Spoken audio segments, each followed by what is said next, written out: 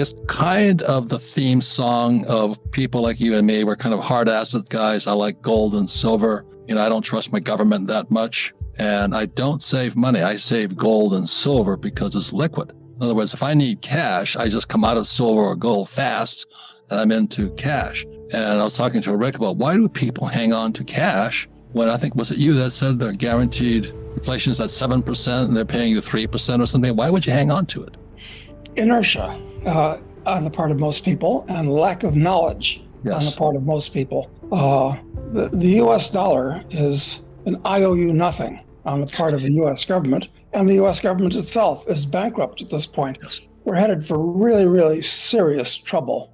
And that's, I do exactly what you do, Robert. When it comes to saving, as opposed to investing or speculating, when it comes to saving, I buy gold coins and silver coins, put them aside, and forget it. Forget it. Exactly. They'll be there if I need them or want them for some reason.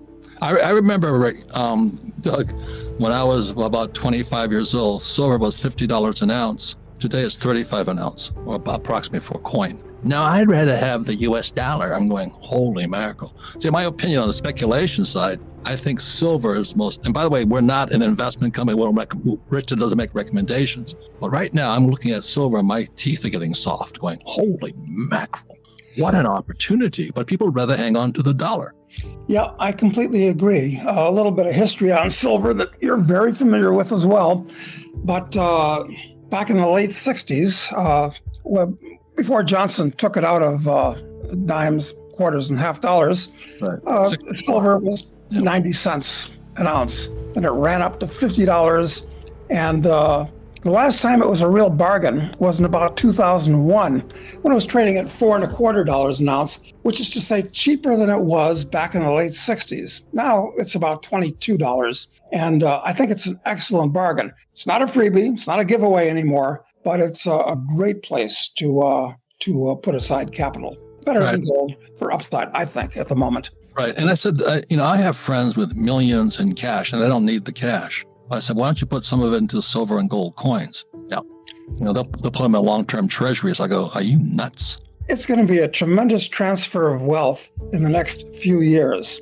I think from the people that are doing what we recommend, capital comes to us and it's going to leave people that are doing conventional things. We live in unconventional times. So no, I completely agree with you. And I guess both of us speculate in small mining stocks, which most people don't even know exist, and aren't something for most people because they're so volatile and it's such a specialist area and it takes a lot of specialized knowledge for them. But that's a leverage way to play gold and silver. Yeah. When I was younger, was it James Brown, the singer? He was called the Godfather of Soul. I sometimes refer to you and Rick Rule as the godfather of gold, because I look to you for not so much why to buy gold and silver, but you guys are macro guys. I mean, you are traveling the world constantly. You see what's going on. And I talk to most people, they were born in Scottsdale and they'll die in Scottsdale. That's all they ever see. Yeah, that's true. That's true of most people. Actually, I had an opportunity just last week, believe it or not, to go to Equatorial Guinea with a few friends. Very few outsiders have been there. I passed on the opportunity for a number of reasons, but I like crazy countries like that because I like on-level playing fields. If I had gone to Equatorial Guinea and I was looking, crazy place, but if I'd gone there and I was looking for opportunities, I'd be on an on-level playing field where I'd have more capital, more knowledge, better connections than most of the people there, which would give me an advantage. Here in the United States, I'm just one of 300 million other people. Right. And you've went along, I don't know if you still say it, but a while ago you said if you were 25, you'd go to Africa. I would, for just the reason that I just said. I like to be a commodity that's unusual and in demand. And the fact is that a young guy who's got something on the ball, who has something to offer, something to say, it's possible in most of these countries in Africa, if you have something to say and something to offer, to be sitting down with the president within a month. And that opens up other opportunities because unfortunately, most of these countries in Africa are very, very political, and things are, they're less commercial than we are here. You've got to have connections. If I was a young guy, yes, I'd go to Africa. Yeah, I don't know how people can sit there and trade the S&P, going, holy mackerel. What twigged you to get out of wherever you were born and travel the world? I mean, what was the spark? Well, I was born in Cicero, Illinois, which is a suburb of Chicago, and basically grew up in and around Chicago. And I made a mistake after high school, go to college, something I don't recommend for people, but it took me to Washington, D.C. I went to misallocated 4 years of time and a bunch of money at Georgetown University. I spent my junior year at Georgetown abroad in Switzerland, traveled all around Europe, and realized that the U.S.